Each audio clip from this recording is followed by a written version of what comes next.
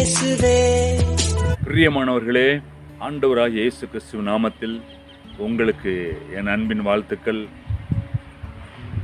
பூமியின் ராஜாக்களுக்கு அதிபதியாகிய இயேசு கிறிஸ்துவின் சமாதானமும் கிருபையும் உங்களுக்கு பெருக கடவுது. இந்த நாளில் கூட ஒரு அருமையான வசனத்தோடு கூட உங்களோடு கூட ஆண்டவர் பேசுகிறார். அந்த வசனம் வெளிப்படுத்தின விசேஷம் 13வது அதிகாரம் 17வது வசனம். அந்த மிருகத்தின் முத்திரையாவது அதன் நாமத்தையாவது அதன் நாமத்தின் இலக்கத்தையாவது தரித்து கொள்ளுகிறவன் தவிர வேறொருவனும் கொல்லவும் விற்கவும் கூடாதபடிக்கும் செய்தது.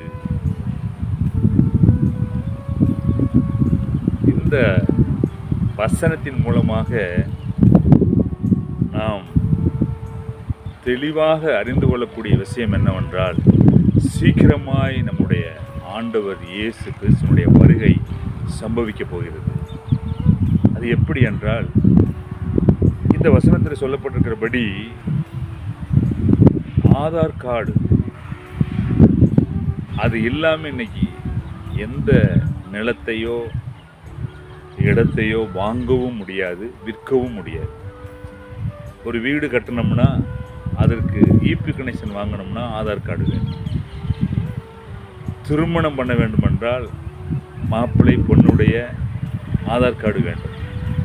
இது இல்லாமல் ஒன்றுமே செய்ய முடியாது. இந்த வசனம் நிறைவேறி ஆகிவிட்டது.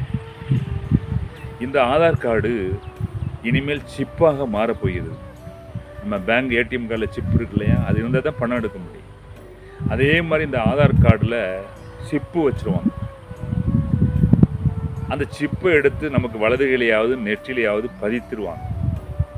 அதை பதிக்கலைன்னு நம்ம சொல்லும் பொழுது, நான் ஆண்டவரை ஏற்றுக்கொண்டிருக்கிறேன், நான் அதை பதிக்க மாட்டேன் என்று சொல்லும் பொழுது, அப்படிப்பட்ட ஒரு காரியங்கள் நடக்கும் பொழுது ஆண்டவர் இயேசு கிறிஸ்துவனுடைய ரகசிய வருகை நிச்சயமாக நடக்கும். நாம் அதை தரித்து கொண்டோமானால் நாம் அந்திகிறிஸ்து ஆட்சிக்கு உட்பட்டதாக மாறிவிடும். நரகம்தான் நமக்கு. அதை போடாத ஒவ்வொரு பிள்ளைகளும், ரட்சிக்கப்பட்ட பிள்ளைகள் கண்டிப்பாக பரலோகத்துக்கு செல்ல முடியும் என்று வேதம் சொல்கிறது. ஆகவே நாம் இரகசிய வருகைக்கு சீக்கிரமாய் நம்மை ஆதாயப்படுத்தி நாம் ஆயத்தமாகி வாழ வேண்டும். நாம் செய்ய வேண்டிய காரியம் இது ஒன்றே. ரட்சிக்கப்பட்ட பிள்ளைகள், ரட்சிக்கப்படாத பிள்ளைகள் ஆண்டவராய் இயேசு கிறிஸ்துவின் இரத்தத்தினால பாவ மன்னிப்பை பெற்று ரட்சிக்கப்பட வேண்டும். அதன் பின்பு முழுக்கு ஞானஸ்நானம் எடுக்க வேண்டும். அதன் முன்பு பரிசுத்தாவின் அபிஷேகம் பெற வேண்டும். சுவிசேஷம் சொல்ல வேண்டும். இறுதி வரை நிலைத்து நிற்க வேண்டும் ரட்சிப்பில்லை. அப்பொழுது பரலோக ராஜ்யத்துக்கு சுதந்திரித்துக் கொள்ள முடியும். ஆகவே நாம் தயாராகுவோம்.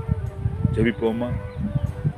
அன்பு ஆண்டவரே, இந்த வேளையில் கூட இந்த செய்தியை பார்க்குற ஒவ்வொரு பிள்ளைகளும் இரகசிய வருகைக்கு ஆயத்தப்படுத்துவீராக என்று நான் ஜெபிக்கிறேன்.